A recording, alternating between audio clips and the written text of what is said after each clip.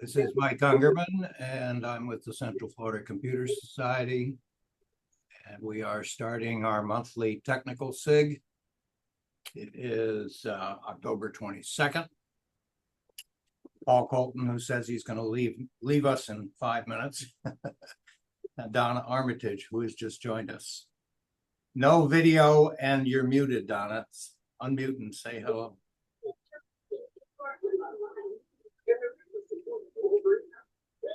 If you're on a computer that has a microphone and video.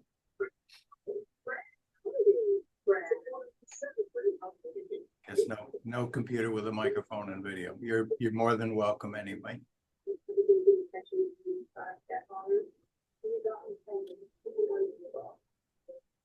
So we'll see how many people we get.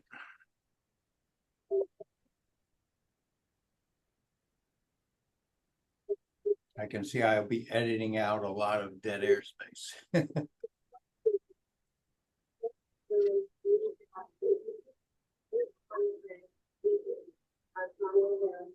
Stan used to start these things early, so we started a little bit early.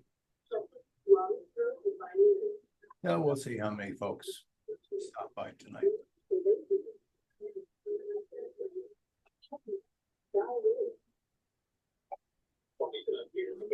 Hello, Mike. It's Donna.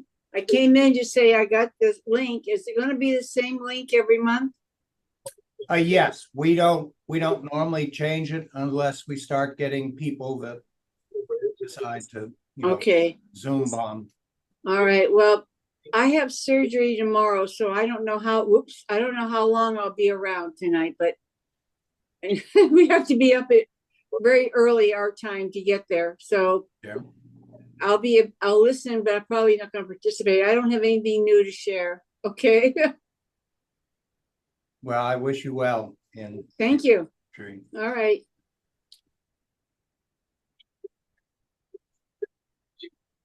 The technology of surgery has really come a long way. My wife had vascular surgery on her carotid artery. And, of course, it's a lot of it is robotics. Well, mine's correction. They gave me foot surgery, and the screw worked its way out of the toe and cracked my foot, so I had a fracture. So tomorrow is to remove the screw that fractured my foot. So it's a repair of a job that didn't work. Anyway, it's been a long haul, 4 months.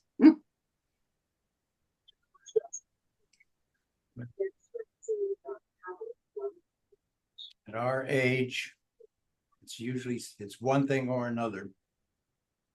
So.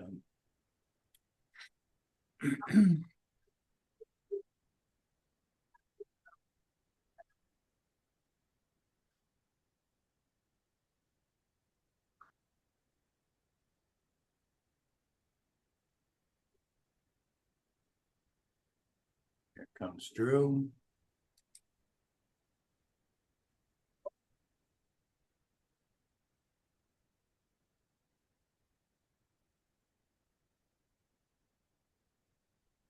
I think here comes Drew.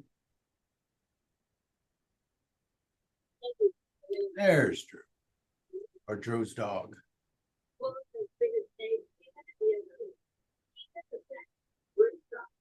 Is that the new dog or the old dog, Drew?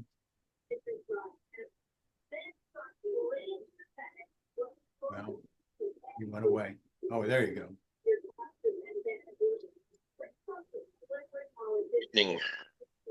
Was your photo of the new dog? Well, I know that photo is your old dog, isn't it? No, this is the new dog. That's the new one? Oh, so your photo. She looks a lot like the old one. Yeah. No, this is the new one.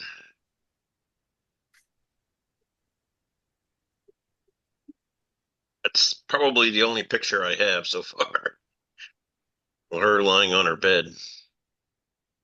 So from the presentation you gave of OBS Studio, is it? Yes. So the presentation you gave, essentially, I could set that up under Linux and I could do my recording, just not my editing. Correct. you wonder with the You can use, you know what you can do if you want to edit under Linux is you can learn to use what I use, which is DaVinci Resolve. hang on a moment, let me. That would be the high end of the product marketplace. And then there's a couple of open source video editors. One called OpenShot and one called Shotcut. Yeah, sure. It's Shortcut, or is it Shotcut? Shotcut, SHOT. Yeah, I did install Shotcut on DaVinci Resolve, Shotcut, and what was And the other OpenShot. Open Shot? OpenCut. It's either OpenShot or OpenCut. Okay. Let me look for it. Well, I'm not going to spend a lot of time on it right now because I'm waiting Thursday, my big package will be coming in from Amazon. And it will have my new Mini on it. And in good evening, Dick, welcome to the group. And yeah, it's called OpenShot, OpenShot. Open Shot. And that's a free open source video editor. And that's available on Linux. So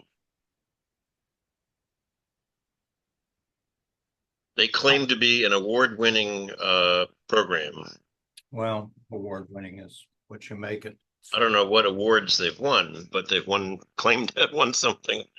Well, Camtasia claims to be an award-winning program too. And I've been paying for it for years. And I have the latest version of Camtasia on my Windows computer. And last month's main meeting, when I was dropped off unceremoniously, and I had luckily Bob G was in the middle of playing one of his videos. So when I came back in and it's automatically picked up the recording, I was missing about maybe 15 minutes. And I was able just to download his videos and then insert them. Mm-hmm. But the process of inserting them with Camtasia is terrible. I mean, the user interface is fine. It's just the response to it was terrible. Right. It was sluggish. I'd be using the interfaces, and as I would just move a clip, all of a sudden I had no video in the main viewing screen, just black. I did have audio playing while that was black, but there was nothing I could do than to stop the project, restart the project again. And I did that 4 or 5 times before I finally got it to work. And it's not like I haven't been using it. And I have contacted their support. And if you've got the maintenance plan, which I do, their support tried to be helpful. And they even had me send them a complete copy of the whole project with a special link to an upload site because it's fairly big. And they said, well, try this with your computer, try that with your computer. I said, no, your old versions worked fine. But the new versions, which I've paid for, because every year you pay the license fee again. So that's just another reason there's so much with Windows, D-O-Z-E. There's so much with Windows that's been failing recently, and so many risks with Windows 11 that a lot of people make light of, that I just said, that's it.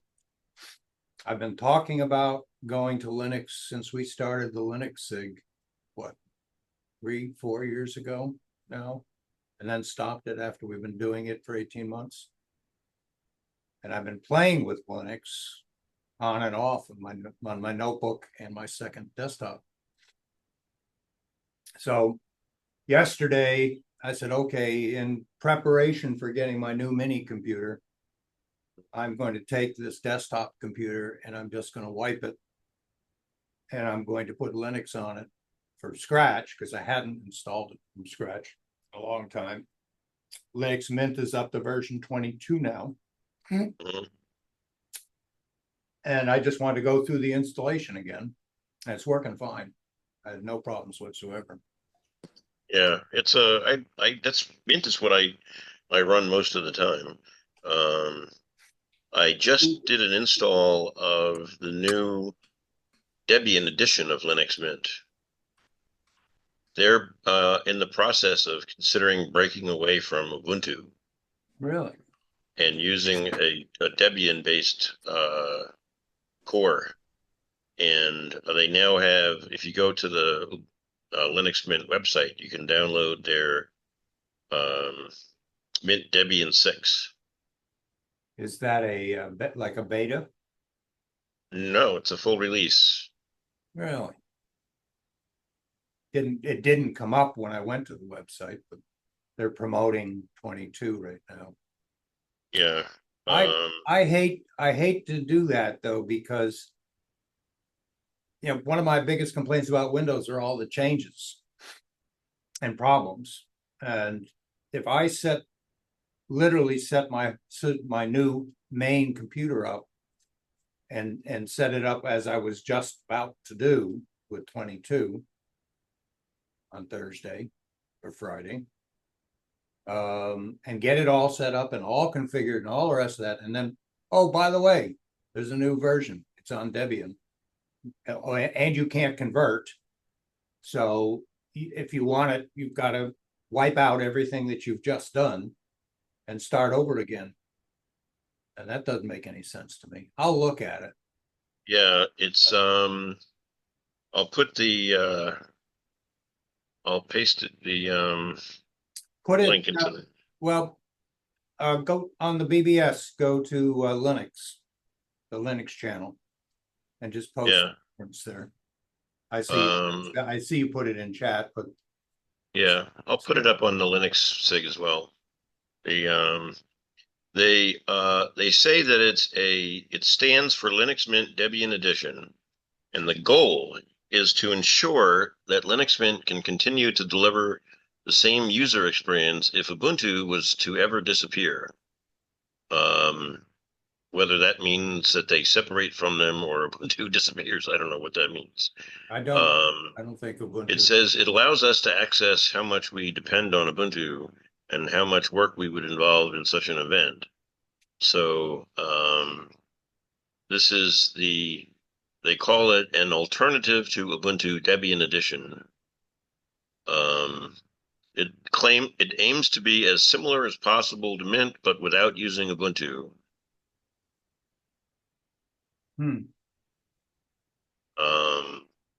So all right. Well, one more thing. I've been running that for about a month now, and I haven't had any problems with it. Does it have the Cinnamon desktop?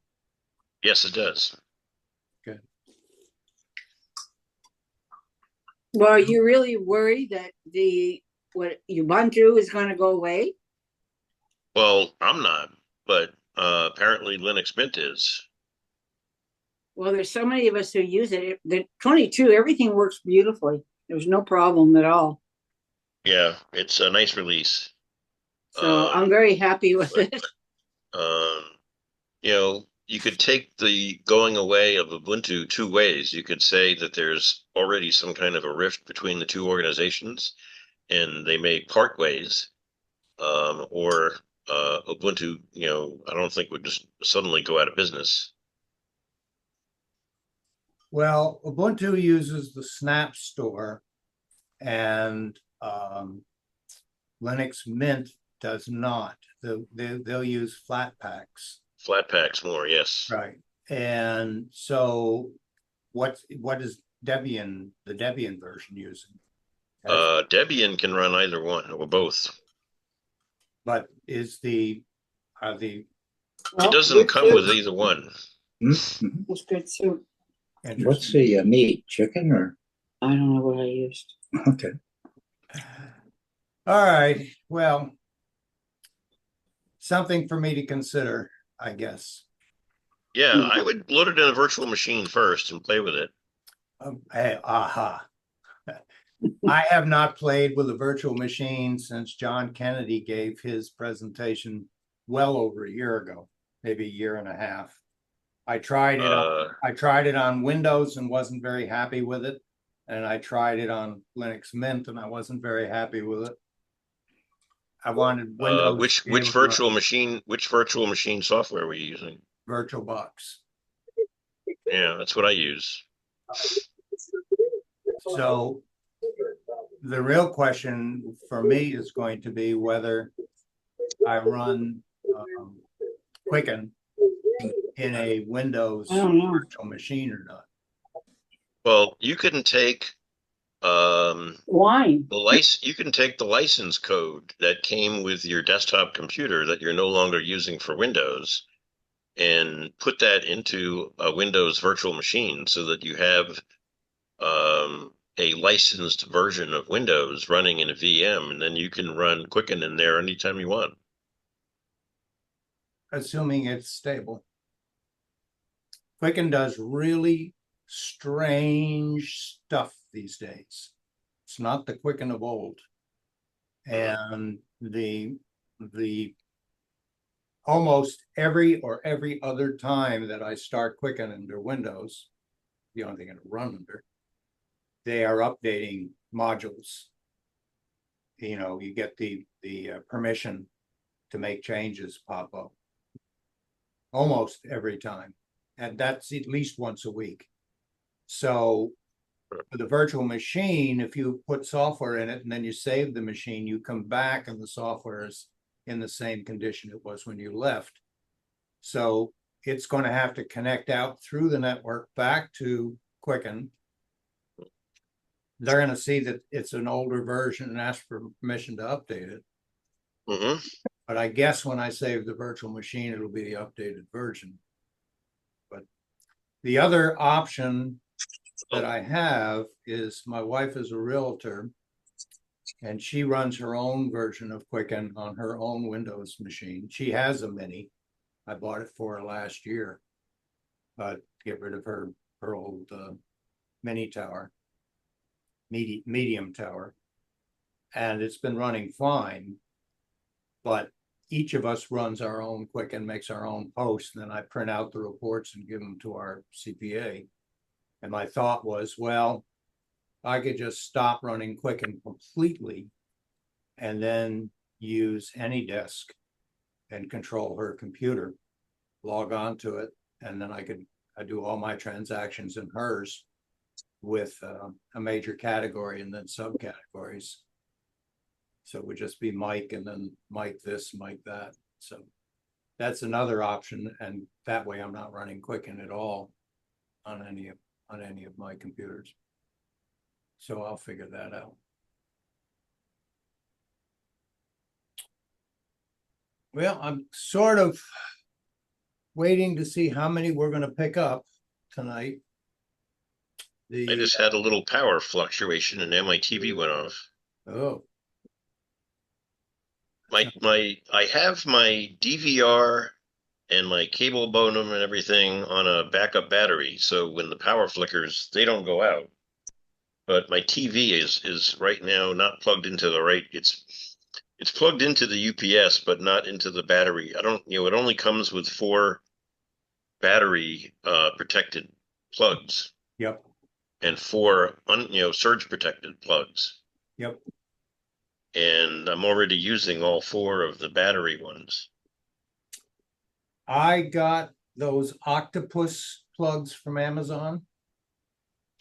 So it's got a round base, 3 plugs, and then the round base itself has a socket, and then it has an arm, if you will, that comes out maybe a foot, 6 inches to a foot, and then it has a plug. So all of my battery sockets in my UPS have the octopuses in them, and then so I double up. And So you double up on them. the justification in my mind is everything isn't running all at the same time. And Well, nothing that I have plugged in. I could add more simply because nothing that I'm using consumes a lot of power.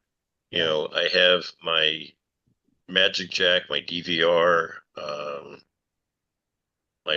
my cable modem, and my router. and you're not Um, likely to be running your DVR and your Magic Jack doesn't use a lot of current. no, and the DVR is not a lot either, and I just want to keep it from crashing when the power flickers. Yeah. Uh, and the TV's not a high power item either. They used to be, but now that they've gone to panels, it's not. Yeah, I mean, my TV, if you look at the back of it, you know, it's basically a big sheet of glass or whatever they make it out of, and with a small panel on the back that's almost like if you took your mini and glued it to the back of your monitor. It's really all that's there. It's an Android, you know, my TV is an Android PC. It boots up under Android. And it's a Google TV, I guess.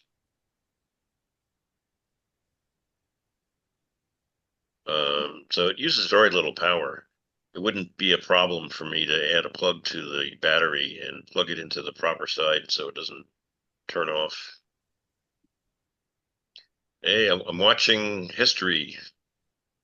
Um, the New York Knicks are playing. They're playing the first basketball game of the 24-5 season, and the New York Knicks are in Boston watching the Celtics raise their 2024 championship banner. They're showing it on TV right now. Yeah, if I have the motivation, I'll be watching some of the baseball playoffs now that they're in the end. Well, they got the World Series starts, yeah.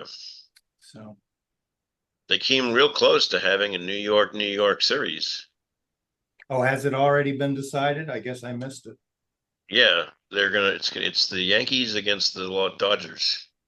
Really? Boy, is that a classic setup, even if the Dodgers aren't in New York anymore. Yankees, Dodgers. And the Mets made it to the championship, you know, the one round earlier. They lost that, you know, just a few days ago. They came within a game or two of going to the World Series against the Yankees.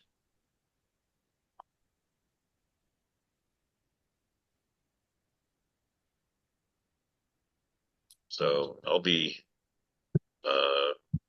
I'll watch a little bit of that series, but I'm not so into it that I'm going to watch the whole thing. I'm working on a friend's Hewlett Packard. He and his wife have various old Hewlett Packard computers that they're using in different locations, both at his work, his wife's work, their home, his mother's home. And he was having problems. He bought some new monitors and he wanted those monitors to work on it. And the monitors were either DisplayPort or HDMI only, no more VGA, no more DVI. So he brought the computer and one of the monitors over to my house. And there's no place. It had a DisplayPort, interestingly enough, even though it's an old computer. I was really surprised to see DisplayPort on the back. And it had been in a corporate environment. And it had a FireWire interface that I've never seen before. Socket was not the normal FireWire socket. And then it had VGA. So, number of different things with that. The first thing was, how do we get HDMI to work on this? And it had 8 USB 2 sockets. I don't know, maybe they had point of sale stuff plugged into this thing. I have no idea. So went on Amazon, bought an adapter, which is sitting here on the floor, And it's a 2-socket HDMI to a single plug USB cable. And then on the side of it, it has a USB 3 socket and a USB-C socket. That's okay. Comes just with a little box and no instructions on the box whatsoever. And inside, in Chinglish, one of these things, and tiny, tiny little print. I don't know if this will pick the print up. Let's see if it picks it up. No, I have to turn off my back. There it is. Tiny, tiny little print. So as you start reading and you look at the little diagram, it says, oh, you need to install a driver. Well, stop and think about it. How do you install a driver if to use a USB adapter that goes to HDMI if there's no monitor on the computer? You can't. So I just happen to have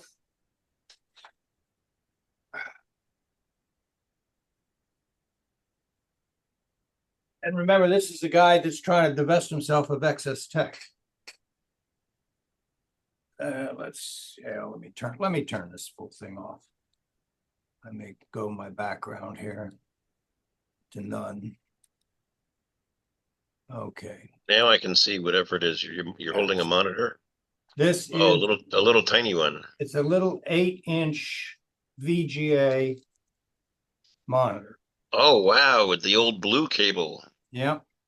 I haven't seen one of those in a decade. So that let me plug this into the VGA socket on the back. And of course, everything's tiny. It's about the size of a iPad mini. And now I can see what I'm doing. And it says plug the adapter into the computer. And from the USB drive, what USB drive, load the driver. Well, apparently the adapter has a USB drive in it. It's not just an adapter. It's got some storage and it's got a program on it. And power it with a USB-C cable. What? So the adapter has to be powered, not take the power from the USB plug from the computer, which it could do, but take the power from a USB-C cable. All right, so I have a little power bank with a USB-C cable on it, so I plug that on. Yeah. And then I said, okay, now let's double click on it, and I could see it. Let's double click on it and let's just install the driver.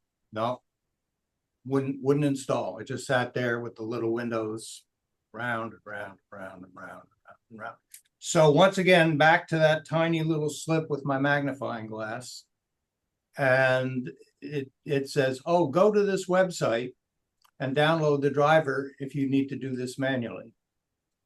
Okay, so I couldn't do it on the HP, couldn't see what I was doing anyway.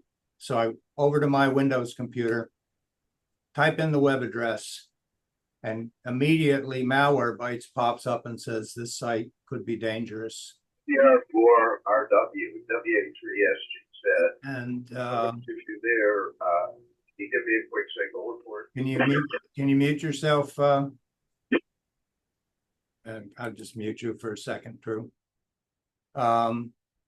So the website was in China.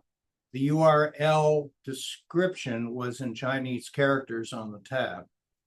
And I crossed my fingers and I downloaded the driver, put the driver on a flash drive, put the flash drive into the other computer, ran the driver, rebooted the computer, plugged it into the USB, and voila, it worked with the HDMI. So how's the average person going to do this? The average person isn't going to go out and buy one of these things in order to make that work. Okay, so now I realize we got it working, and the computer was ultra slow, terribly slow. And I said, let's take a look and see how much memory you've got in there. You had 4 gigabytes of RAM on an old HP, at least 10 years old, maybe older. And he's running Windows 10. And apparently it had Windows 7 in it before. I don't know, Paul, how much RAM have you got in your Windows 7 computer? Do you know? Not. No, I have a lot more than 4 because I upgraded it. Let me see if I can. Why don't you take a look? Just take a look at system and about. And I got 8. yeah, and I would say 8 would be a minimum to run Windows 10, at least half, and 16 would be much better.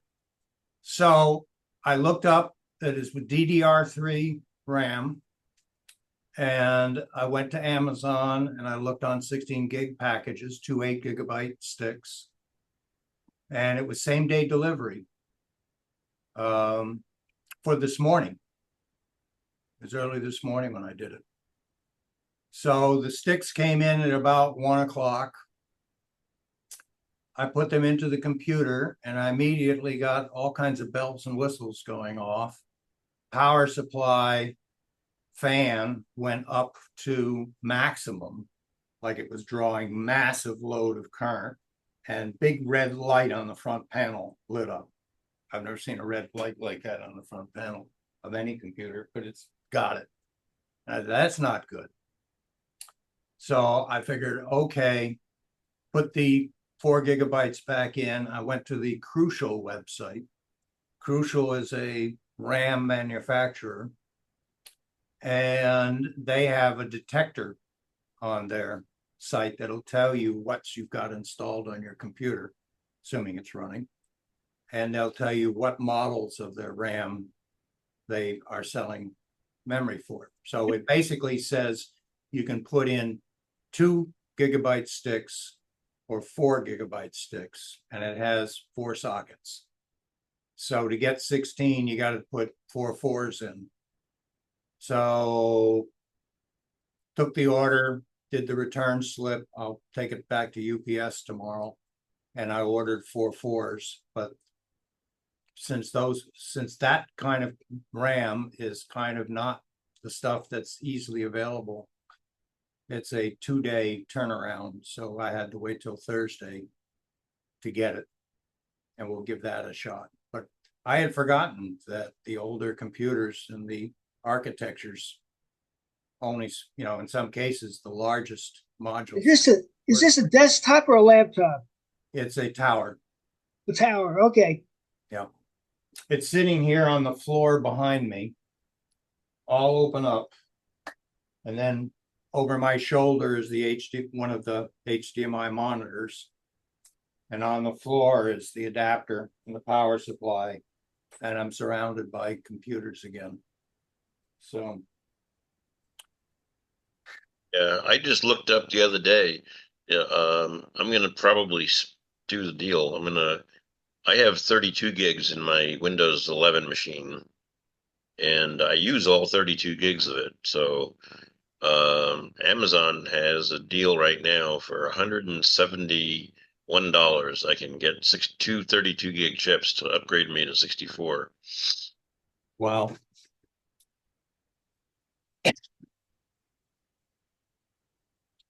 Let me go ahead and that might be less expensive than buying memory for an older computer that they don't, produce a lot of memory for anymore. well, I had all kinds of memory sticks, and I had DDR3. I had whatever it was before that, PCI something. I don't remember what it was before that even. And Yeah. DDR4, and now it's DDR5. I don't know if Right. they're on the DDR6 or not. I know the new No, no, mini is I'm 5. still on my computer's only a few months old and I'm on 5. The new mini is coming with 5 also.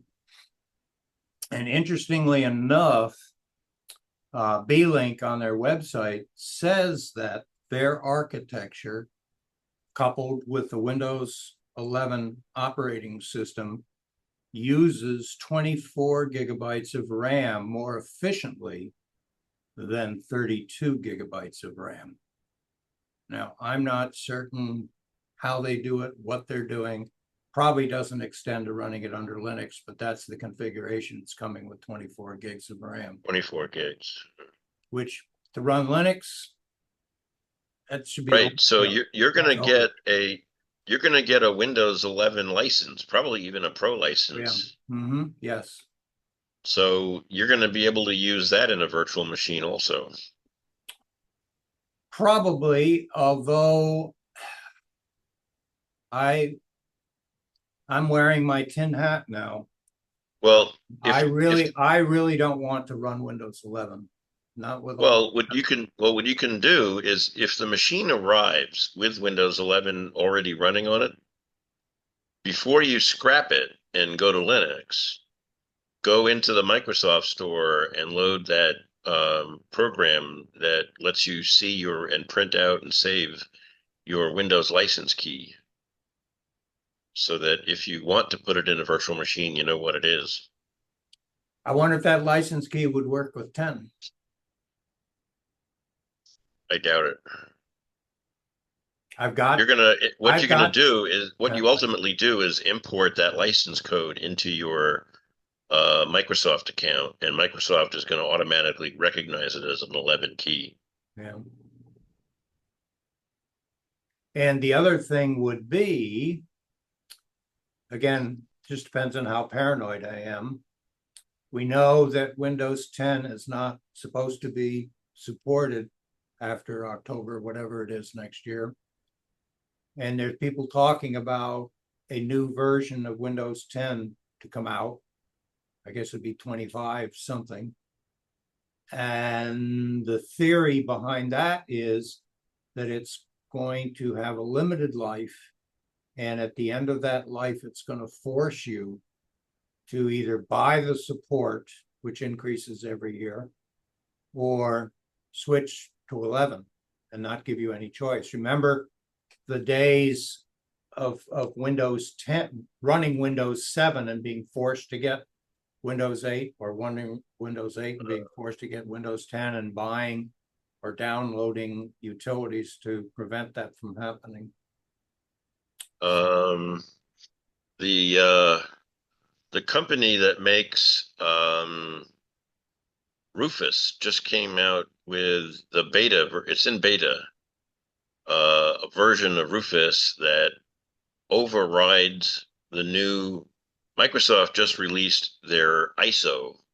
You can download an ISO media now that includes the 24H2 in the ISO, and that has new updated code in there to prevent you from installing it on unsupported hardware. And the beta version of Rufus now defeats that and lets you install it on unsupported hardware. Belina Etcher, I think, also does it, if I'm not mistaken.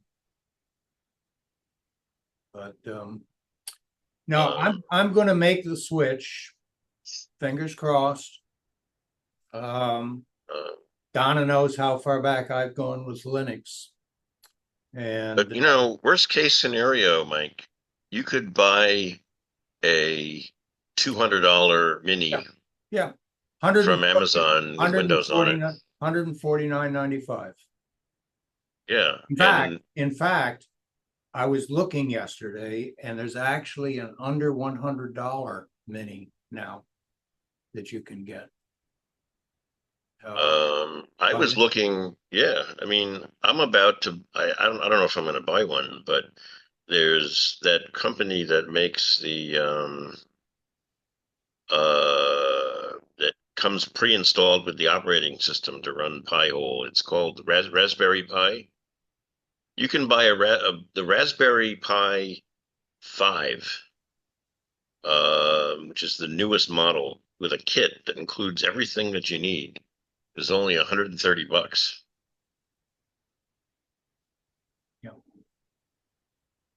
So it's almost makes more sense to buy another PC rather than running a virtual machine. Well, people used to say, and I'm sure Donna went through this process as well when she was looking at Linux, people used to say, why go to Linux? You know, it's just another operating system you have to learn. But along the way, we learned that, yeah, but it doesn't have all the restrictions that Windows does. It doesn't seem to have all the problems with updates that Windows is having. And the software, in the vast majority of cases, is free. And you can run Libre. I mean, even though you can run LibreOffice on Windows and it's free, but it comes, usually comes with LibreOffice anyway in the distro. So the Office stuff is free. Most of what the average person does, browsing, email, some graphics perhaps, some listening to music, watching videos. Speaking of graphics, on your new Linux machine, in place of running Snagit, if you're accustomed to using Snagit, KSnip runs on Linux, and it does a lot of the same things. I put you had posted that on the BBS, and I did grab KSnip and put it on my notebook, which it's sitting there. It's a very nice screen capture and editor of what you've captured with the screen, because you can annotate what you've captured, and that's very nice. Yeah. Now I've got, as I said, when I first started doing this 2 days ago, let me just put my finger over something here because I got a password written down. Okay, so here is my non-technical list of everything that was on my, there we go. Does Proton have a Linux app? Let's see. Well, I wasn't running the Windows app. Proton Mail runs in the browser under Linux. Yeah, that's what I do right now with my notebook. But I don't think they have a standalone app like they do for Windows. And I don't want it anyway. I much prefer to have it as a tab in my browser. Yeah, I access my Proton Mail through the web also, but I think they support IMAP so that you can run it in Thunderbird. Yes. Proton has an app called Bridge, because you need to encrypt and decrypt as you pass it through. And you put Bridge on the computer, and then you can run it with Outlook and Thunderbird. But no, right now, I'm basically, if I want to send a Proton Mail message, I just use the Linux app, the Android app. We all jump around and use different things. But it's the way I'm doing this right now on this conference. I'm sitting in front of my Windows 10 machine, which is almost it is knee high, maybe a little higher. It's a full tall tower. So I want to get rid of that footprint. Native garden. And I have 2 monitors. And then I have a second desk that used to be my wife's desk. And it's sort of like one of these trapezoids, small in the front and a couple of sides, or maybe it's a pentagon. That's a pentagon. And so that gives me a presentation to my left that's at 45-degree angle to sitting here. Now I'm facing the camera. So on my left is a keyboard, mouse, 32-inch monitor, and another machine that's sitting on the floor, an HP. And that's always been my Linux test bed, if you will. Core i7 machine from 20 years ago. So And how, I'm going to literally in parallel run Okay, I'm something on in YouTube. Windows and then turn over here and do the same thing in Linux. And then any problems, resolve it. Then come back, take it off my Windows machine, and then do the next one. Run this in Windows and then This go is what- over. And so all of that is going to be set up and ready to go. And when the mini comes in, I will have configured my desktop for everything that I want to do and on YouTube. testing, and if it crashes, and that way I'll actually make the transition. I've been talking about doing the transition for years, so that's what I'm going to do. And I'm sure, Drew, you're going to get some phone calls, but you've posted a lot of good stuff on the BBS that's sitting, and not the Linux SIG, but the Linux operating system channel on the BBS. Just post that stuff. Okay, I've taken up a good 45 minutes just talking about all the stuff that I've got going on here. So aside from my inquiries, Drew, what have you been working on? What has been your focus for the last? Well, in my spare time, I've basically been doing two areas. One is making the final decision to go with simple login as my email masking service. So they have a nice browser plugin, and you log into your simple login account in the plugin. And when you go to a new website and you want to sign up for a new AI service or a new newsletter or whatever it is, you click on one button and it automatically creates a new alias that is specific for that newsletter or that website, that then automatically links to your primary mailbox. So when they send you an email to confirm that you are who you say you are, it's going to land in my King Consulting mailbox, even though it may say, let's say, for example, I want to sign up for the Ask Woody newsletter. When I went to do that, and you click on the simple login button in the taskbar, it created Ask Woody at simplelogin.com. And so that's it. Well, I have my own subdomain there called Doodles. So it actually created Ask Woody at doodles.simplelogin.com. And that's the email address that I have that's unique for Ask Woody. And so going forward, every single website that I sign up for is not only going to have its own unique password, it's going to have its own unique email account as well.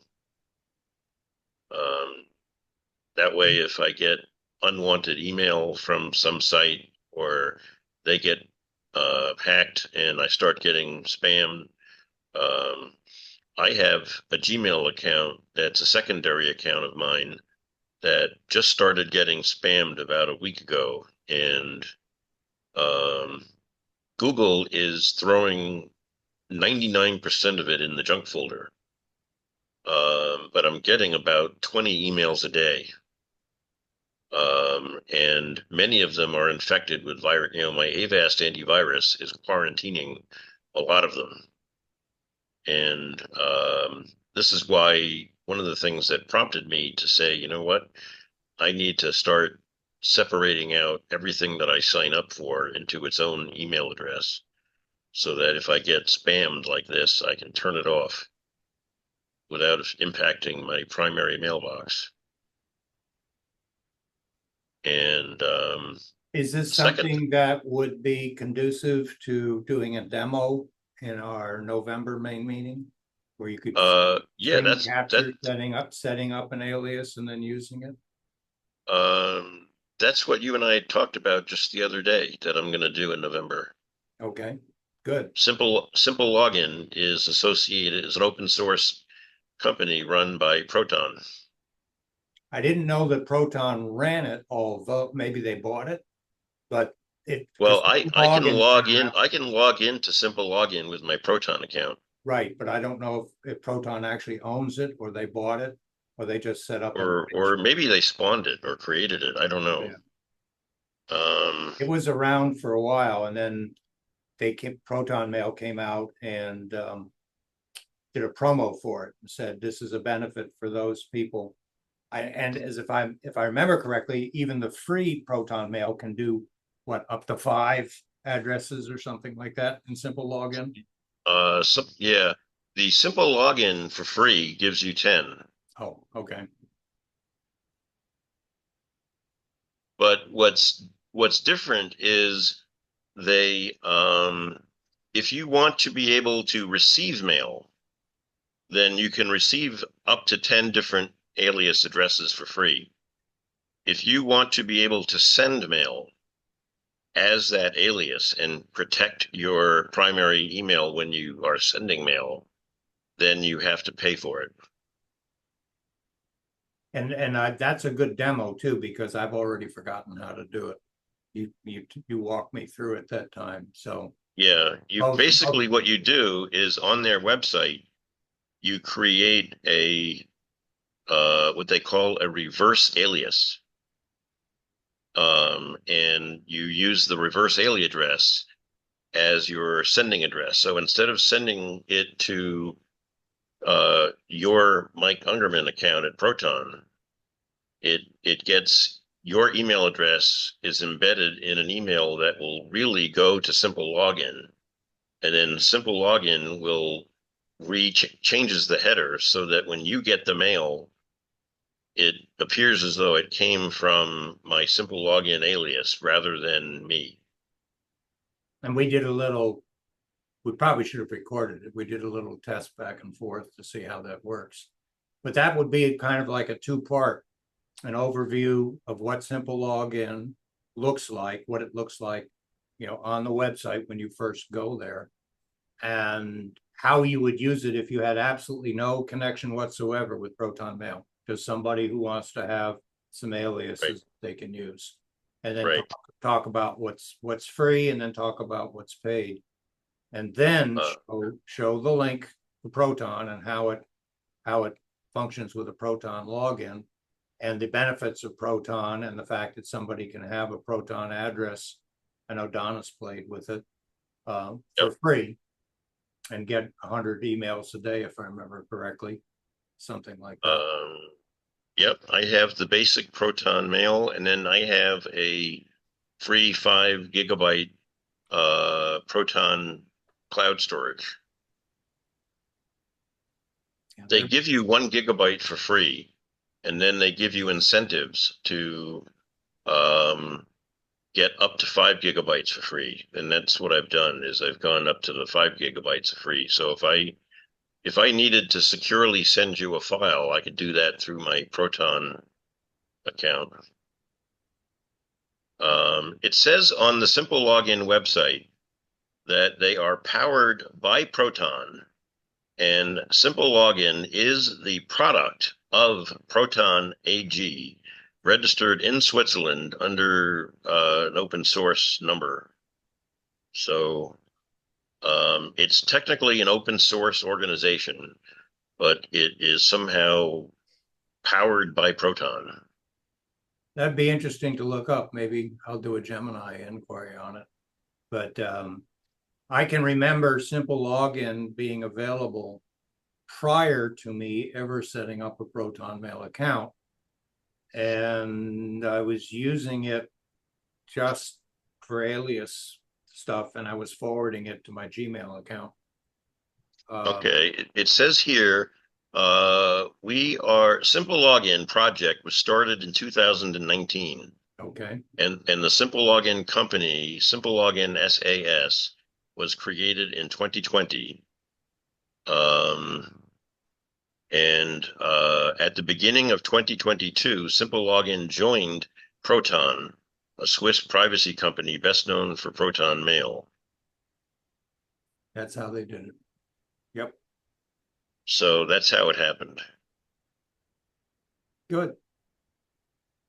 All right, November. That's good. Thank you, sir. And the second thing that I just set up for myself, I haven't sent you a test message, but I'll send you a test so you can see it.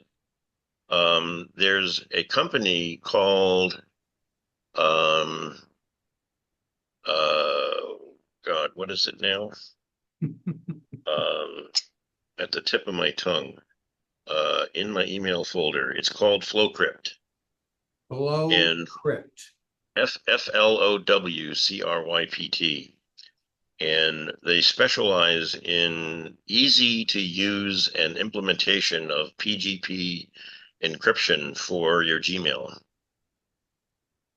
And if you want to do end-to-end encryption with another person on Gmail, they also have to install FlowCrypt.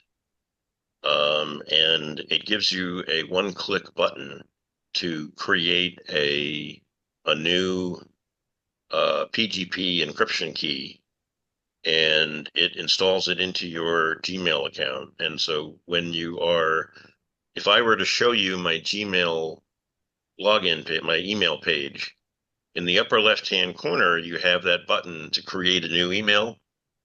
And right above it is another button that says create secure email.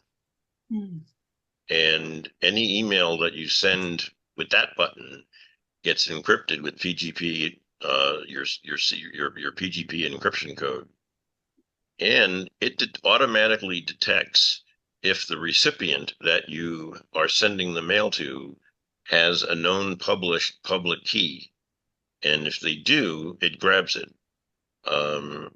If they don't, then it gives you a very nicely an alternative to send that person a password protected email. And this is where the real advantage is, I think, to this product, is that because you're unlikely to be sending mail to somebody else that's also using PGP, it gives you the ability to simply use a password. And then what will happen is you'll get an email saying Drew King sent you a password protected email, and it puts in the email a hyperlink that brings you to a web portal where it will ask you for the password that I use to create the mail. And then it opens up the message if you have the password and shows you whatever the contents of the email is. And it can be text, it can be attachments. And then it gives you the ability to reply back to me with an encrypted reply. So that's competition for Proton Mail, actually. But the question is, where are their servers located? What kind of protections do they have from a legal standpoint and so on? That's not that I'm that paranoid that I'm concerned that somebody might be intercepting my emails to you or to a couple of friends or to my son or whatever. But it's nice to know that being based in Switzerland, that the Swiss privacy laws prevent even the Proton organizers from doing anything more than under subpoena, doing anything more than supplying the name and whatever information you provide when you purchase the account from Proton Mail. And I know they had a big case last year or earlier this year where some French whatever person might have been doing some shady stuff, and the Swiss authorities subpoenaed Proton for his information and his accounts. And because everything is end-to-end encrypted between two Proton users, the only thing they could provide under subpoena was the person's name, and he had a paid account, so his purchase details were provided. And then they went to Interpol, I guess, and Interpol, went to France and whatever they were able to do, but they could not get his communications. So that would be my only question. Again, not that I have anything I need that kind of protection on, but where's FlowCrypt located? Who's running it? What servers? And so on. I'm looking at the FlowCrypt terms of service document right now, and it says here that all business is conducted through FlowCrypt AS in the Czech Republic. This software employs strong cryptography. Distribution, export, or import can be regulated. To the extent permitted by law, the software, all services provided and under its affiliates in connection with this business are provided on an as-is and as-available basis. You expressly waive all warranties or implied, including without warranties, non-infringement, title, system integration, and the accuracy of information and content. I don't know what all this means. It just means that as soon as you said Czech Republic, I said, okay, it's nice to know that capability exists, but I don't think I'd be sending my mail to the Czech Republic. Now, I don't mind sending it to Switzerland, because in my mind, it's a lot safer in Switzerland than it would be in the Czech Republic, but that's just me. Well, if you use FlowCrypt as an enabler to set up PGP encryption between two people, then after you install FlowCrypt and set it up, your communication is not going through the FlowCrypt server. It's going directly from you to your recipient. And they have to have on their Gmail account the FlowCrypt plugin and your PGP key. FlowCrypt, the company, is not going to have a copy of your PGP key. So there's no way for them to read your private mail. The issue or concern that I would have is the password protected mail is going through their web portal. So if I secure an email with a password rather than a PGP encryption, there's no way for me to be 100% certain that people in the Czech Republic don't also see that mail. Yeah. It looks like a good resource for a toolkit, and I might look into it. But I'm once you said Czech Republic, no thanks. The only benefit is, like, let's say you did want to have a friend or an associate or your accountant or whoever, you both agreed that you want to set up PGP encryption, but you don't know how. This is a way for an average user to set up PGP encryption in their Gmail account. In that situation, let's just say it was a CPA, and I want to send my copy of my spreadsheets for a particular tax year. Right now, I can use 7-zip. I can password protect the document, which encrypts it, and then I can send it via normal email through whatever method that I'm sending it on. Right, and then that person. I can text the password to my accountant. Right. And then when he gets it, he can just put that in, he can unzip it and then work with the spreadsheets. So what would be probably even easier for you is to put that file on your own Proton cloud drive. I'm thinking of someone who has not experimented or doesn't want to experiment with Proton Mail. Yeah. And all of us have indeed zipped up something going all the way back to the PK zip days. And even ARs. Now, does your accountant have to have 7-zip installed to unzip it? Or, well, then I can, even in 7-zip, I can just do a plain zip archive with a password. With a password, yeah. And then under Windows, if you say expand here, it's gonna, and it's password protected, it's gonna prompt them for the password, and then it'll just. And just as a side note, if you are concerned about the security of 7-zip, considering its developer is in Russia, there's an alternative program out there called PZip, PEA-zip, that supports the 7-zip file format and password and everything, only it's not in Russian. Now you tell me. There's my hat. You can't even see this aluminum foil hat that's growing here. And now I find out that 7-zip is a Russian product after finally using Kaspersky for all these years and getting rid of it. So, okay. Something else to look for alternatives on. Thank you very much for making my day, Drew. Paul, I see you're back, although you've turned your monitor off. Would you like a few minutes to tell us anything with your tech situation this month? Maybe you stepped up and walked away for... I'll come back to you. Dick Vogel, what's up, my friend?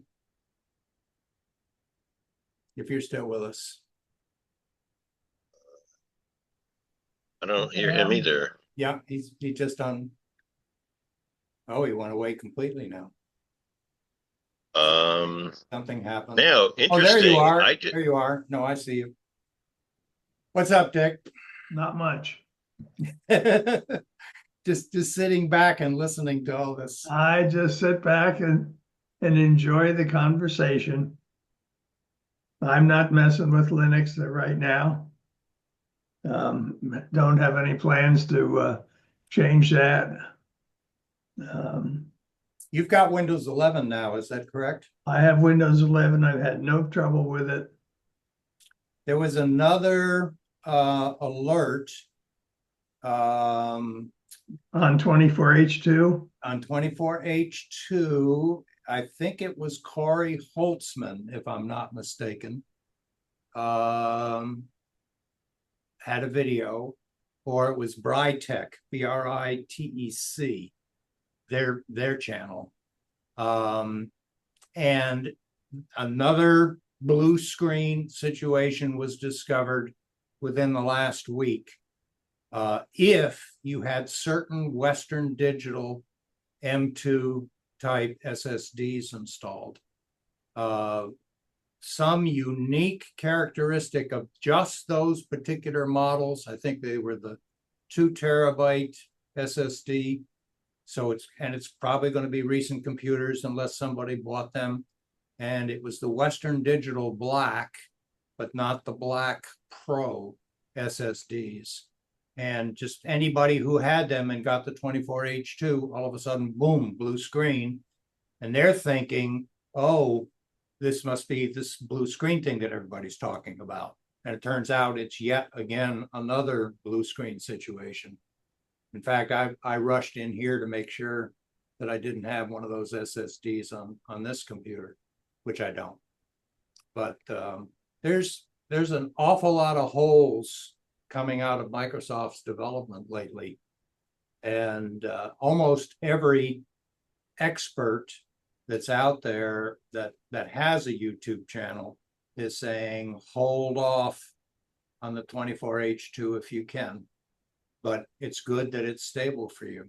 So my advice is at least weekly image backups if you need to protect yourself, because they're going to roll something else out and it's going to try to fix what has been fixed, and it's not. In fact, the guy who gave me the computer that I just talked about sent me a screenshot yesterday of yet again another HP computer under Windows 10 that he just did the 20, I think it's 24H2, maybe it's 22H3. I don't remember whatever the latest service pack is on Windows 10. He just did that, and he's getting a message from his BIOS on his computer, and the computer's refusing to boot. And he wants me to take a look at it and see if, I think it's the old problem where there wasn't enough space on the partition that problem that also was in Windows 10. And Paul had it, I think, on his computer as well. In fact, it might have even been his Windows. No, it wasn't 7. It was Windows 10.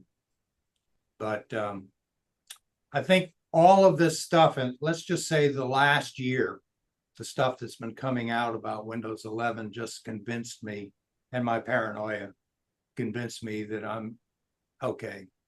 I've been dabbling in Linux. I've been playing with Linux. Ran a Linux SIG for a while. Sit in on Linux SIG meetings. Watch APCUG just had a very good Linux presentation in their Wednesday workshop, and it's just time to do it. So Donna's been ahead of me all this time, really, in actually using it, and it's time for me to do it. So I just don't want to play in Microsoft Sandbox anymore. Interesting that you say problems with the Western Digital SSD, because I added to my new computer a 2 terabyte Western Digital black SSD drive, and I've had no trouble. Well, that's good. I don't know if let me see if I put that, hang on a second. I have got this guy open here, I think. No, it's opening. Oh, now I'm getting 16 updates on the bulletin board. Just a minute.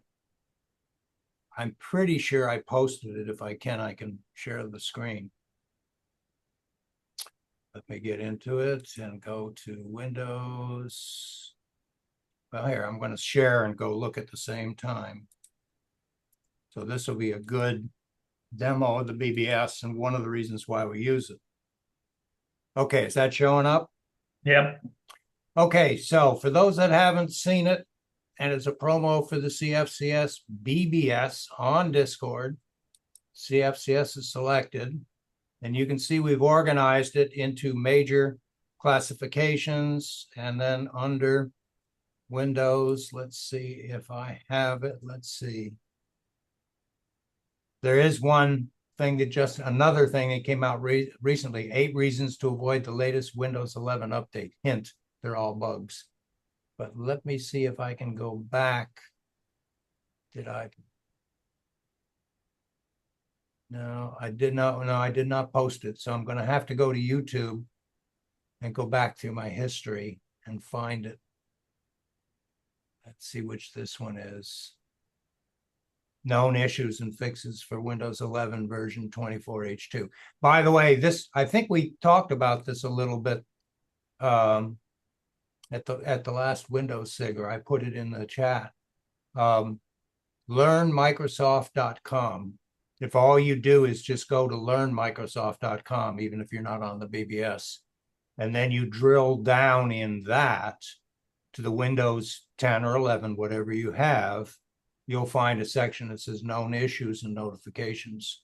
So Microsoft is actually documenting and reporting on itself. It's just people don't know what they're putting in there unless you actually know to go there.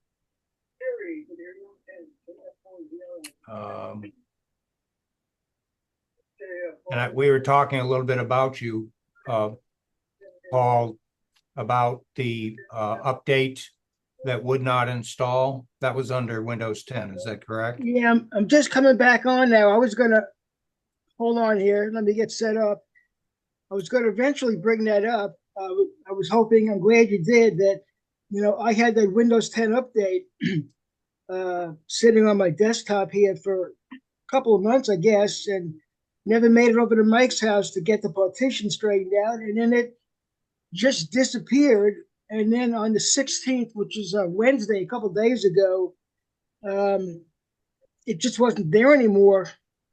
And when I went into viewing updates, past updates, there were 3 of them that were inserted, updated on Wednesday, with Wednesday's date. Mike read me off the the number that's in brackets of the update, and I didn't see that in any of the recent updates. So obviously it went poof. And Yeah, maybe it was one of the KBs that last summer failed, and I'm trying to find it. I think I have it here. I just don't know how far back I have to go. There was a BitLocker problem. And but I probably should just have gone in there and searched for it. But and notice as I keep going through, you're probably not reading as fast as I am, but on these Patch Tuesday things, like even back in July, they're saying 142 flaws, including 4 zero-day vulnerabilities that hackers already know about. So I know that there was we had posted this. Thank you for taking that in tonight, Father. WR4RW. Let's see where we're going on this. Start menu, floating widgets. Here we go. There we go. KB 5034441. Windows Recovery Environment Update for Windows 10, version 21H2 and 22H2 of January 9th, 2024. And as I recall, there's a similar update for Windows 11 because people were saying in Windows 11 they were having the same problem. And what it is, essentially, that whoever designed this update decided to take a hidden partition on your hard drive, and it had to have more than 250 megabytes of free space. And it was using that as scratch space to run the update. And if it didn't have 250 megabytes of free space, and I think in mine it was something like 20 megabytes of free space, it was just a little thing that when you install Windows, it just uses that hidden partition for pointers and other stuff. So it fails. And then when it fails, it refuses to boot. So there are, and they put out, let's see, more information. Yeah, here's the list. Windows Recovery Environment Update. So they put out all kinds of ways that you could use the command line in order to gain that extra space. And I said, it's too complex. The average user isn't going to do this. But if you have a partition manager, and it's a visual partition manager like ESUS, I use ESUS on my computer, and then it shows you your partitions, and you can actually find that partition. And it says, and what I did essentially is took the C drive partition and shrunk it by a gigabyte. And then I took that hidden partition and increased it by a gigabyte, saved it, rebooted. And once I did that, it did its installation.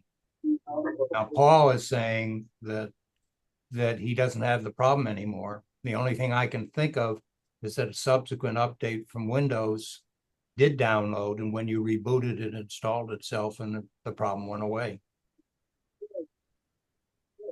Wait, you say that, but where did the update go? Because it didn't, it's not visible.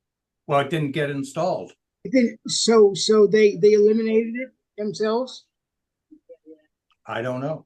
They must have come up with a way to do whatever they had to do on that particular update. Because since then, if I just, let's see if I just, I've stopped sharing my screen, but let me just do update. A search for it. Let's see where we got it. If I go down through here, Did you say that the computer, people were having problems booting the computer with the update in there? Yeah, wasn't part of your problem was that you were having problems restarting the computer, or you just didn't get the update installed? No, it just wouldn't install the update. There was no problem operating the computer at all. Okay, so I misspoke then. Okay. All right, that's not. take that out. That's not finding what I wanted it to do anyway. Okay. So we started this with Dick. I guess you don't have anything else that you're doing well, you're still playing with that energy monitor, are you not? I am the Ting.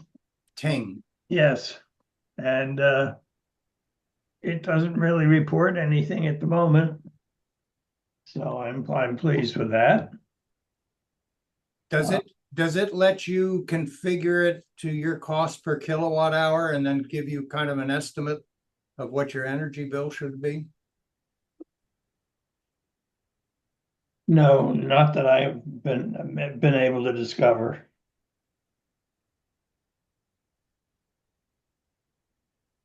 Find my But it does tell you how stable your power has been. yes, it does do that. Let's see, and it does it on a daily basis. The 9th and 10th of this month, which is when Milk came through, it shows all kinds of interruptions and brownouts and all that sort of thing. And it tells me how long I was down, but since then, everything's been cleaned. Okay. And I can look right now. My present voltage is 122.34, 0.4, 0.37, 0.36, 0.34. I don't think you can see that. Now it's blurred.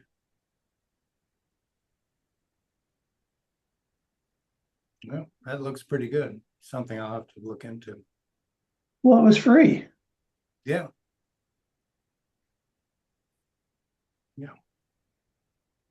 Okay, we thank you. Paul, what are you doing tech-wise? I don't really have any. I've been busy cleaning my property up, as you know, and my acreage, and I had to work on my Chevy Blazer, the 79 Blazer.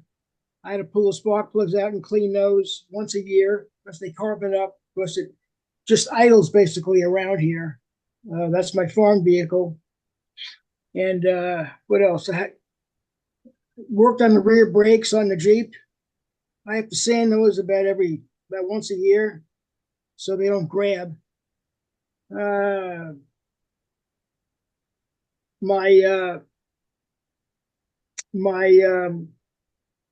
I'm still working on that TV set. I know the problem's in the tuner. Haven't been able to fix it. Transistor. What is this, a flat panel? No, it's a standard Zenith TV from the 70s. And it's there behind me. The chassis actually swings down at a 45-degree angle. Power supply is on like this pegboard on the bottom, and all the cards. There's cards around the picture tube, and you got video and chroma, vertical and horizontal, with my itchy nose. And they were really good sets to work on.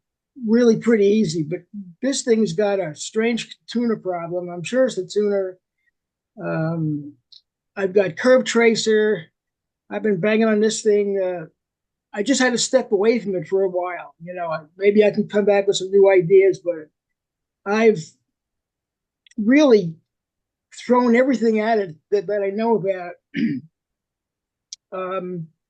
Cold freeze, heat. I can't find anything loose.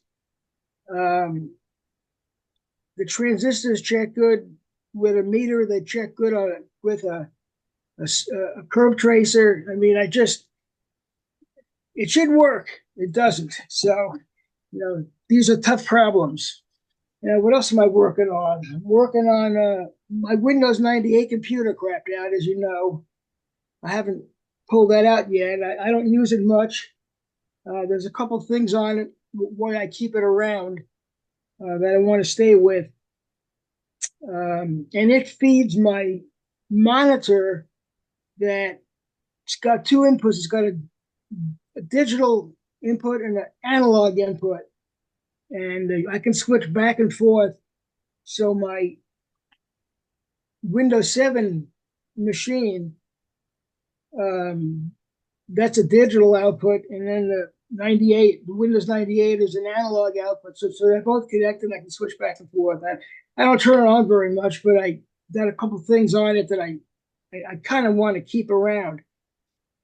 So I got so many projects here in the room going that I don't have a piece of space that I just don't want to pull it out and work on the floor.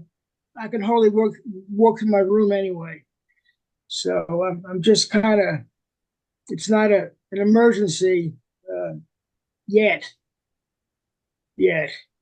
So, and you know, I just got a million outdoor things. I'm outside a lot, working on outside stuff on the property.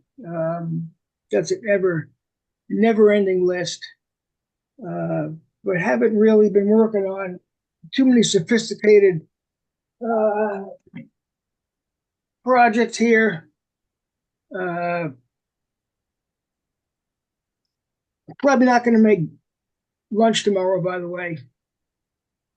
But the one thing I did do beginning of the month is I've got a John Deere riding mower in the barn that I use for the property and to cut my backyard around the house. I've also got my 5 horsepower pull start riding mower that I've had in my garage for since I moved here, which I used to use in my other house to cut a much smaller, regular lawn, and I used to only use it when I had a problem with the John Deere and I was going to be down, and I would cut the yard around the house. Anyway, I did have a problem with the John Deere. I pulled the mower out. I could not get it started. So anyway, I ended up,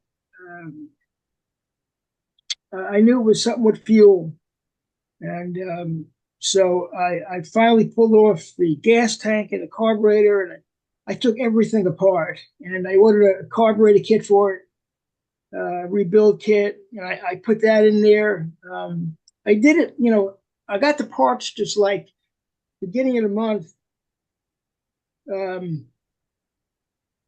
And I put the parts in the carburetor, and then a few days later, I put the carburetor on the tank, and then I put everything together. So now everything's all back together, but it's in my garage, and it's kind of semi-buried because the stuff on top of it, and I got to get Mindy's car out to pull the thing out, pull out the lawnmower, to put gas in it and see if it'll run.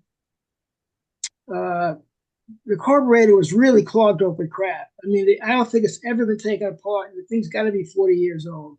I'm just guessing here because I bought it used back around mid 90s. I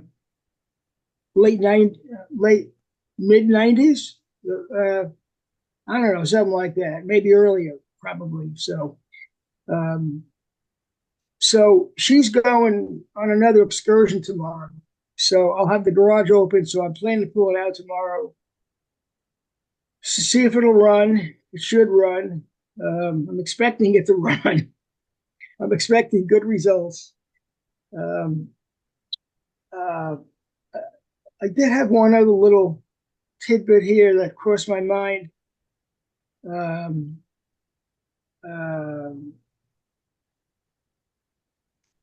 I always have a lot of little projects, but I can't think of them because I go through them so fast. Making a list. I don't know. I got lists. I got lists. I got lists everywhere, on papers everywhere, and I got lists on the phone. Because when I walk around outside, I get back in the house, I can't remember what I want to do. So now It's interesting that computer people you'd think would be more organized than we really are. And that became very clear when I was asked to help go through a lot of our past president Stan Wallner's stuff at his home, looking for things for CFCS. But Stan wrote on the back of envelopes, and he had a collection. So he'd never throw an envelope away. So he had a collection of envelopes that bills and promos and everything else came in. And then I got a box, actually a box lid, but it was filled with envelopes with notes on the back, so I could see if there was anything we needed off of those notes. And yet we have computers that have all kinds of to-do lists. Google, I found out the other day, I guess, when one of the Tech for Senior reviews was talking about how to use, was it Google News? No, not News. Google, see, I can't even think of the name of it, but it's a Google feature. It's in their infrastructure. And if you put that on a tab on your computer, you just, first thing in the day, you come up and look at all your to-dos and you can strike them off. Or if you use Outlook. Or the other interesting thing is little pop-up flash notes, yellow stickies is something you can put onto your Windows computer or your Linux computer and have all little yellow stickies all over the place. And I used to do that. Yep. And I don't. Yep. So like you, I'm sitting here with a list of stuff.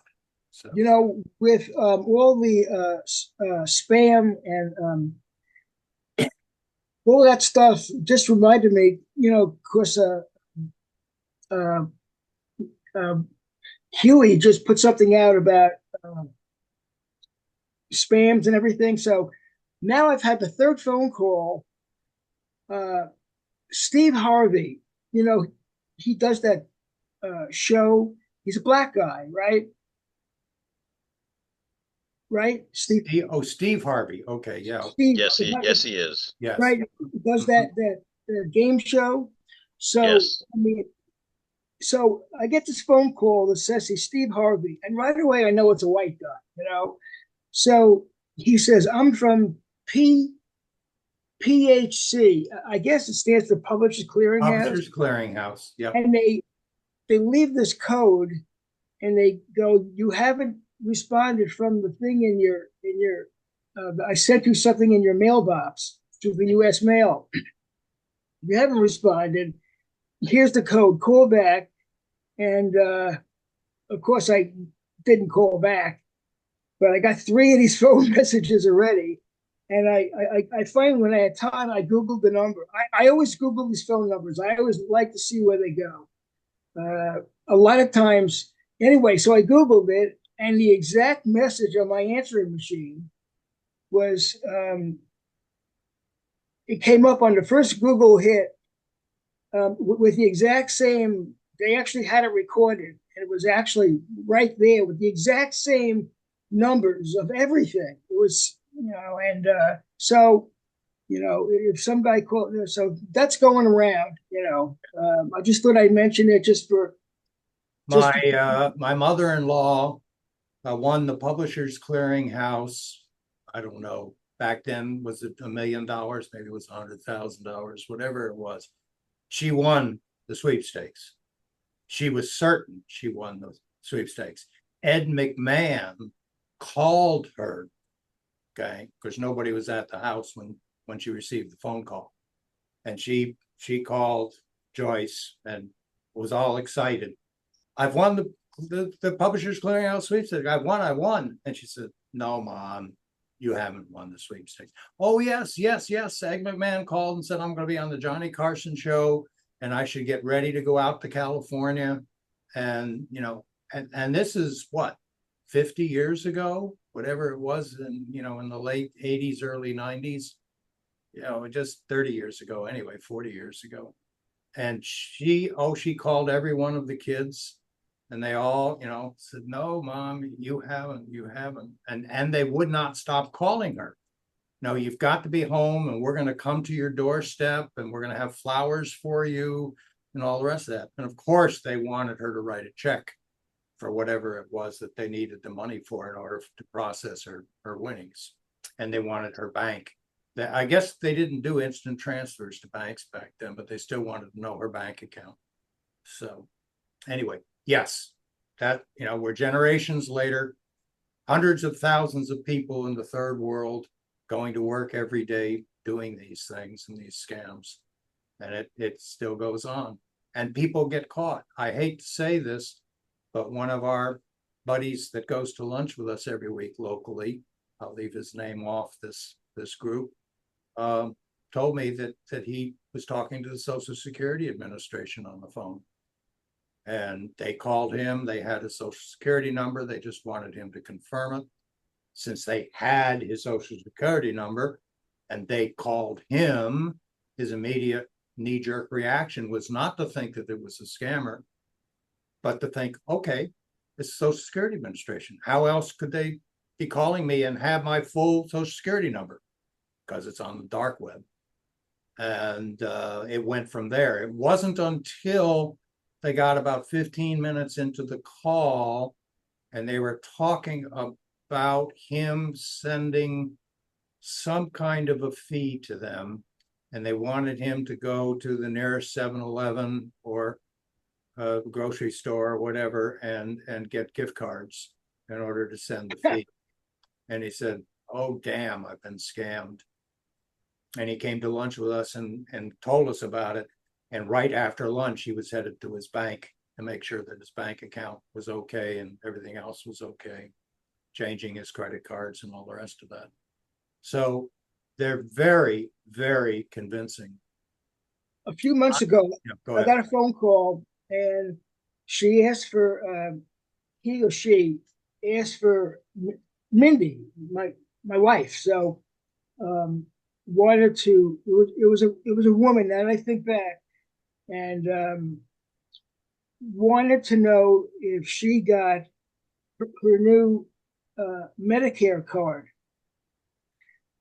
And I think I mentioned this once before, and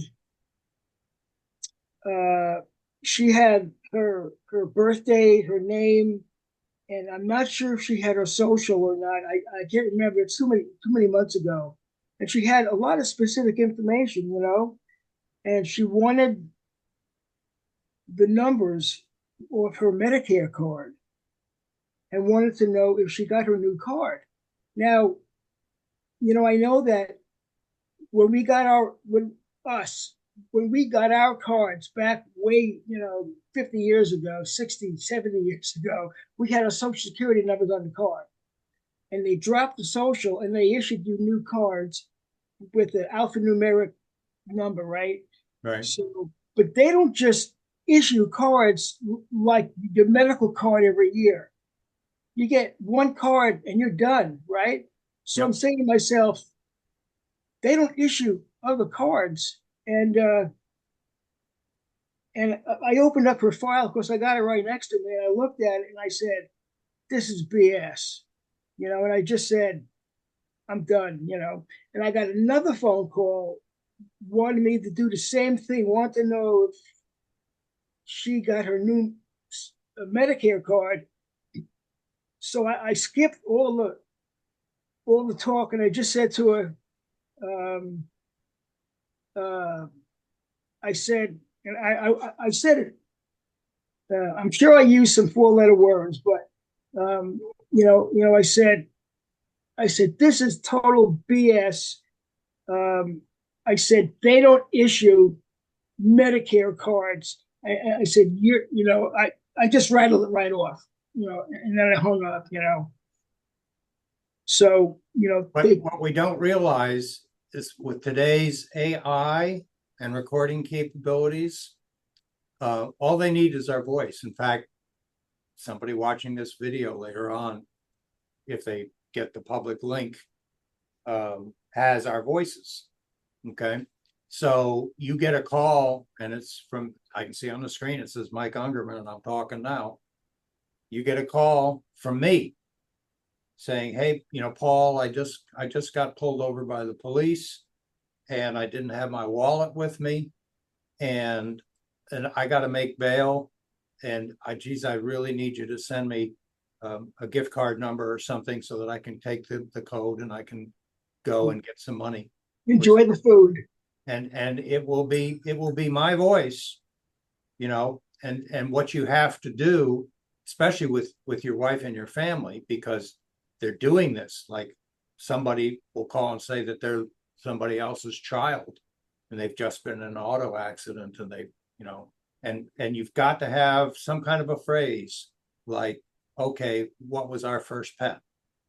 Okay. And I remember our first pet, and I remember the first pet that our son dragged home when he was 3 years old. So it would be something he would know. So if my son's voice is saying, Dad, I just got in a car crash, I really need your help.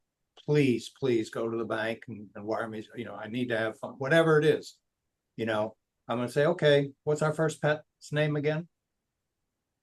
They're not going to have it, because it's not a security question.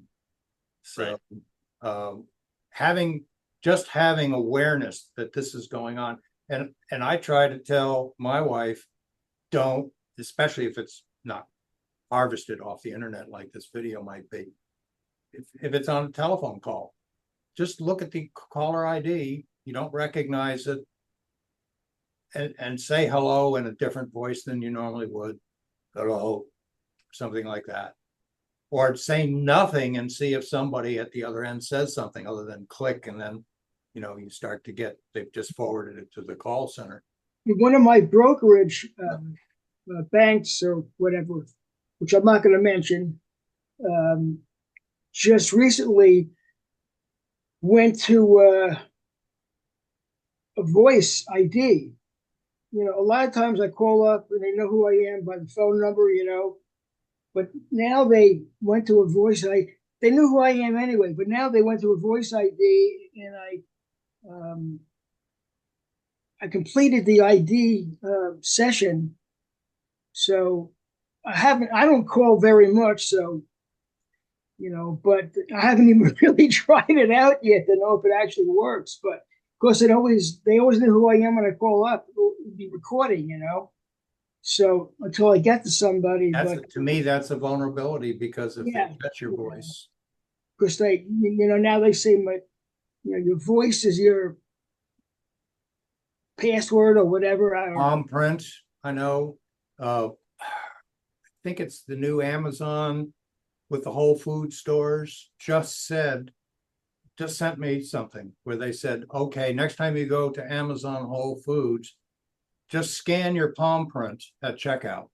And from then on, that's all you need to do. It's tied to your Amazon account. It's tied to your payment things. You don't have to pull out your wallet. You don't have to pull out your ID.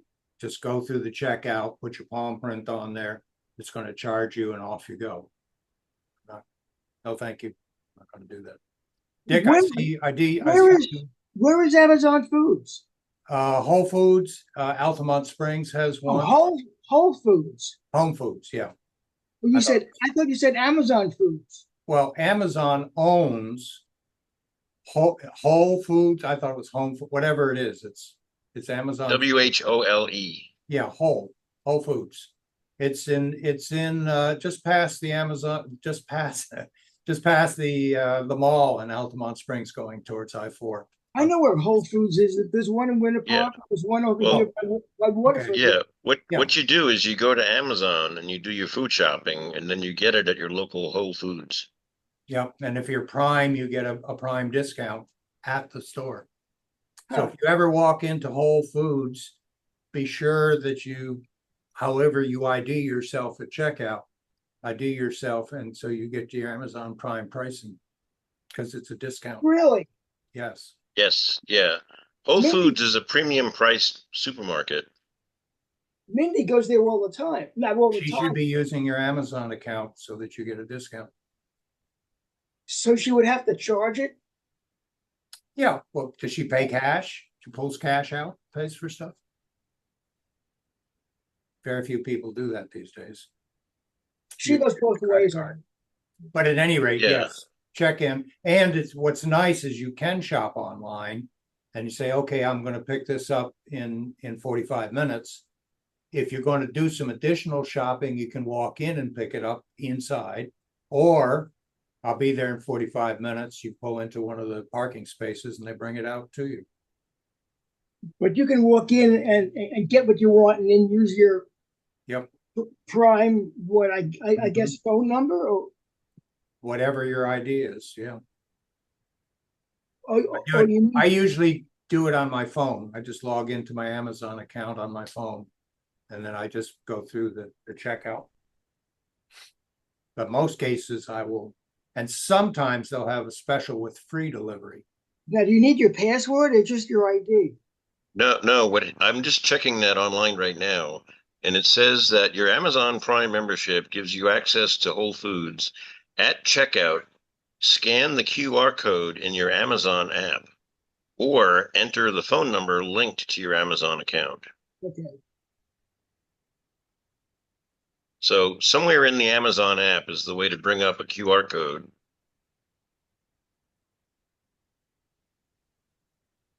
Dick, I saw you jumped in. Did you want to say something? Yes, Yeah, this is Donna. It's in your profile. Go and then it's like, how do you do your security? And there's a QR code there that you can use. Okay. Thank you, Don. Dick? my question is, why do you answer phone calls from numbers that you don't recognize? Yeah. Oh, yeah. In my wife's case, she's a realtor and she figures, okay, this could be somebody that's calling her, for a listing or sale or whatever. So she says she If it's has to- important, they'll leave a message. Well, true, but sometimes they don't. Sometimes investors, if they don't get an answer, they just go on, find the next real estate agent. I don't think it's that important anymore, but she wants to answer the phone. And then we're watching something on TV. She's not doing that now. And she wants to be nice to the person on the phone, and I'll say, hang up. Why don't you get a Hang special, up. why don't you get a special number that she uses just for real estate? We used to have an 800 number. She used to have an 800 number just for real estate, but she doesn't really farm anymore. And usually I'm going to say 90% of her business is from prior customers that are callbacks that want her to do it. But it gets ingrained and it's hard to not answer. I can let that phone ring until it stops. Yes. Well, I have to say something about phone calls. Like my doctor's office will call and I don't have them in my directory and it'll say call from unknown number. So, that happens a lot. That I don't put everybody in my phone because I don't give out that phone number to everybody. So anyway, If it's an important message from your doctor's office, they leave a message. They do. But I'm just saying when it comes in unknown caller, I wait and see, and usually they'll leave a message. There you go. What kind of phone do you have? I have Apple. You have an Apple. Okay, never mind. Now, a lot of doctors' offices, I've been using my cell number the last year a lot. I've been updating everything because, it's hard to exist without a text from a bank to ID you and all of that crap. But a lot of the doctors' offices that call our landline number, their caller ID doesn't come up, or the vet doesn't come up as the vet. I know our vet comes up as I think East Orange, just comes up as East Orange, so I know that one. And I got Mike's phone number programmed into two of my landline phones, so when he calls up, I can see who it is. Not all the landline, because I got to program every single landline phone. I think we got four or five of those. So, but I got the two main ones or three main ones programmed. But a lot of these offices come up as unknown. You know, they don't know who they are until they leave a message, and then I got to call them back, which is okay. You know, it's just I don't know why they don't have a caller ID from a doctor's office. I have Google Fi, and Google Fi has spam filters for incoming calls. And if you are in my Google contacts, and now Google is asking me to complete my prompt because I said the keyword, it will just pass you through. But if you're a new caller to me, I'll hear my cell phone ring, and then I have a Bluetooth link to my wireless phone system. So there's about a second to a second and a half delay between the time the cell phone rings and the time that my wireless phone will ring. And in that period of time, Google has said to them, you've reached Mike Ungerman, press 1 to continue, or 2 to continue, or something to continue, because I don't hear it myself. Right. 90% of the spam calls won't do that. The ones that do, then I'll get a pop-up with a caller ID. Now, that's through the Google Fi service? Yes. Mm-hmm. Magic Jack does the same thing, that you can turn on an option for getting rid of automated robocallers, and it asks the person that's calling you to punch a random number, 1 through 9 or 0, and it changes every time. Yeah. Well, what happens, and it's happened a couple of times, and it has been a doctor's appointment service, management service. They don't do it, or they're using their own call. They'll bring my number up in their system and say, call this patient. And then they go on and do something else, and the thing calls through and rings back to them, and they won't complete the call, but I'll see they called. And then I'll recognize the number. Thankfully, it's in my database. I'll call it back, but I'm not getting the same person that called me. So then I have to explain to them, hey, I just got a call from you. You want to check and see what the call was about. But yeah, it's what we have to do to protect ourselves. It's ridiculous. And election spam calls, oh my God. So the advice, Clark Howard is called the Consumer Warrior, and he gives all kinds of interesting advice on his YouTube channel. I guess he's on the old radio networks. But he says, don't even bother answering them. Don't type in stop to stop, whatever.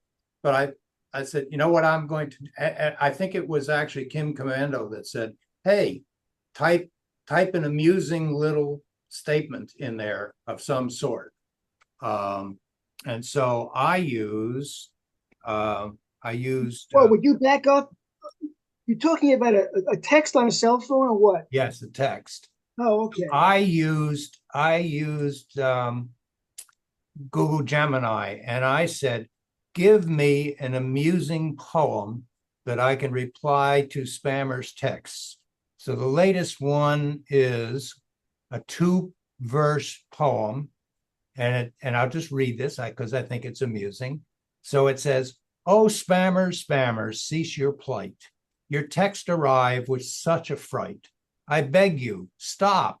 Your message cease. My phone's abuzz, a digital tease. I'm tired of ads for pills and creams and politicians' twisted dreams. If you won't stop, I'll block your line and find a peaceful, span-free time. So I just copy that. I'm using the phone link on my computer, so I get the thing on there. I just paste that in, send it back to them. They find the keyword stop, and they said, you're removed. And of course, it's saying, hey, you reach somebody. But they say, you're going to make the day of the spammer who's sending this out to you. So I said, okay, fine. we'll both have a little bit of fun, and they can say, hey, boss, look what this guy sent to me, or something like that. So, because there's no way I'm going to contribute to any political campaign with a text message under any circumstances.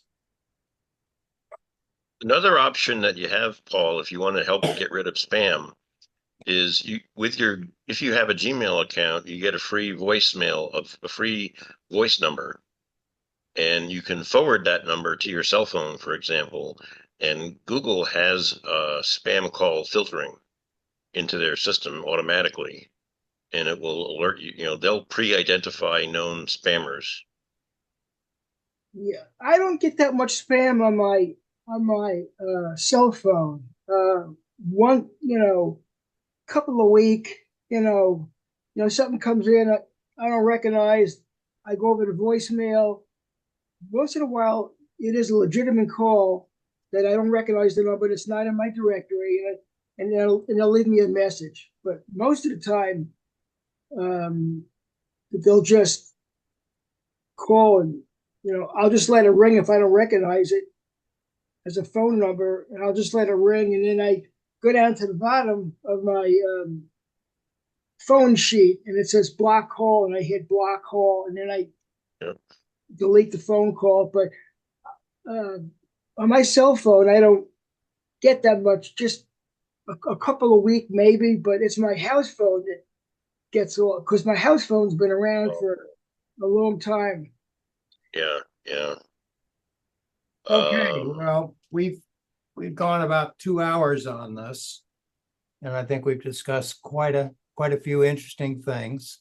One of the nice things I can do is run the YouTube video through AI and get a nice summary. Another thing I just learned, Mike, that I'll talk about in November. Okay. Is Simple Login sent me an email today regarding PGP encryption, and I just read it a few minutes ago. Okay. I was able to upload to my Simple Login account my public PGP key. So now, whenever I hand out an alias, whatever the alias is, the email, before it gets delivered to me, goes through the Simple Login gateway, and they will then encrypt the message with PDP, and the rest of the way that it gets delivered will be encrypted, and then my mailbox has to be able to decrypt it. All right, I'm going to let you explain that in November. Thank you. One more thing I'd like to share, and then we'll finish this up.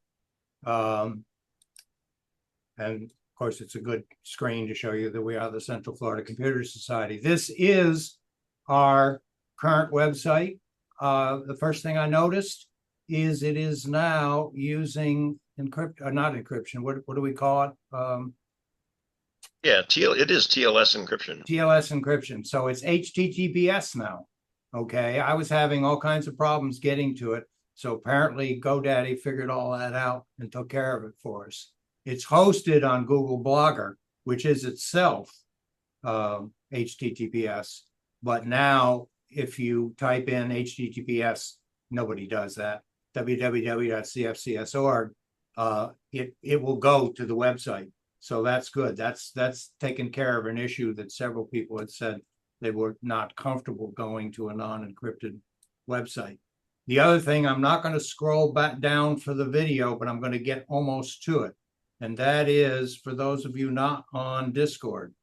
Okay, so we are using a Discord BBS. You've seen it already in the video. And every week it's going to have a different link for new users to get in. Once you're in, you're in. So I change this on every Sunday, and you'll see this paragraph that says, go to discord.com, log in. And I know, Paul, you've got a couple different accounts. So log in and pick or create your account, and then come back here and click on the link. I probably just popped it in. That's the current link that's right down at the bottom of the screen. It's always there. And you can pass that on to other people if you want to invite them to join us too. So people have asked me, would you please share the Discord link? So I always say, and I'm saying it here for the record, go to cfcs.org and the information on getting onto Discord is there. Once you get there, in Discord itself, hopefully I didn't close it. Let's see. Yes, in Discord itself, under administration announcements, there'll be a welcome that pops in, and we have a bunch of videos or a bunch of comments on how to use videos. And then in the comments section, we have a number of videos, thanks to Drew for some of the stuff on how to use it. We have the presentation that I did for APCUG that shows you how to use it. So there's a bunch of stuff there to help people out. I'm so familiar with it, to me, it's second nature, but I know that it can be a bit hard for some people when they get on the first time not knowing what to do. So at least I wanted to share that it's there, and I wanted to share how to get to it. And the best way to do it is to go through the website, get into your Discord account, and make sure that you are logging in properly or create a new one, and then the invite link, which I guess is going to be on the video, but by the time the video gets out there, it will have changed next weekend. Okay, I'm going to stop this. And I would say thank you to everybody that was here today. Wish we had a little bit larger audience, but we'll be here every Tuesday doing this again. And that'll do it for tonight. Okay. Good Thank deal. you, Mike. Oh, Good night, all.